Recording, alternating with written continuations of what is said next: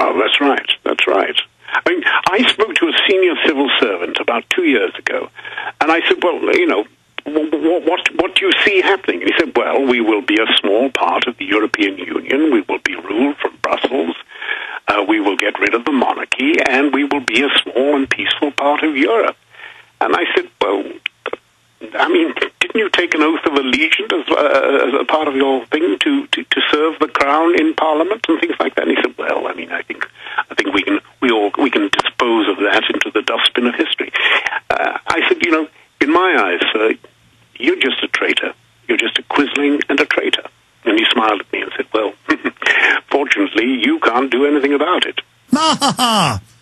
Incredible arrogance. I've run into similar things. Well, this is an amazing interview, sir. We're about to break and come back with another segment. But to continue this, in fact, I would like to get some into the film, Reclaiming the Blade, which really does have contained in it a great portion of the spirit of liberty.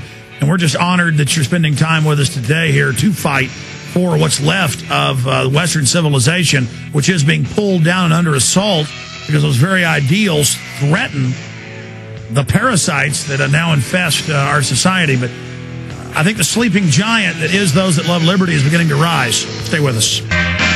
John Rhys-Davies, the legendary actor, will be with us till 40 after. Then we're going to get the maker of the film, Reclaiming the Blade, on with us for the balance of the time. I'm sorry we're not covering Michael Jackson and his funeral, but I think there's been enough coverage of that today.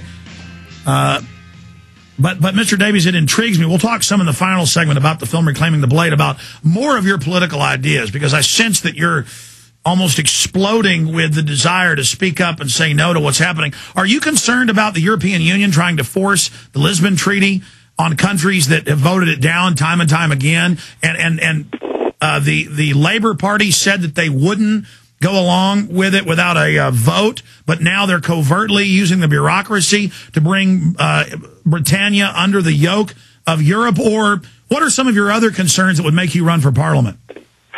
Well, certainly that would be one. We were promised a referendum. We had a referendum many years ago, I think about 1976 or something like that, to enter the EU, to enter the common market. And the common market is what most of us want. Frankly, it's what most Europeans want.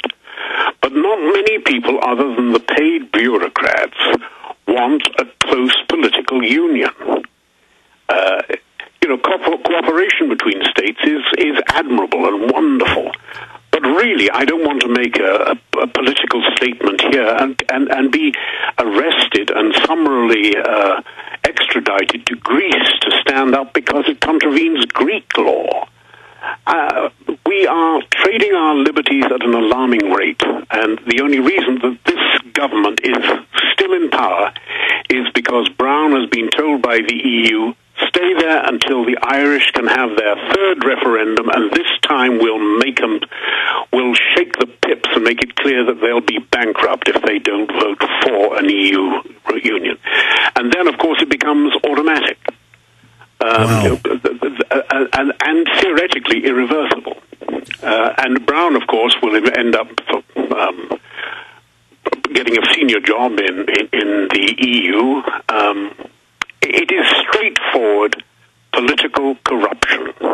It's corruption and treason at the highest level. And, of course, the first thing this government did, of course, when they got into power was to remove the penalties for treason.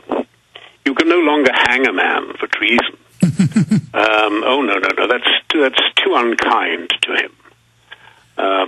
Maybe send him to prison for 3 years, if he has to. Well, it is treason to have now Blair about to be EU head for his treason, and they've got millions of surveillance cameras and secret police everywhere, and they're going to have climate cops with climate rationing. I mean, this is just a way for the government control freaks to literally enslave everybody.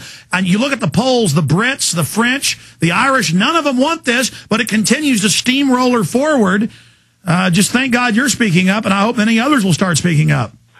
There is a huge groundswell of resentment, and it really only needs a trigger for this to become really very unpleasant and very socially explosive and divisive. Very unpleasant. I like the way you put that. Absolutely. Everybody worldwide wants liberty. They don't want tyranny. Speaking of the blade, that's not. You see, that's the sad thing.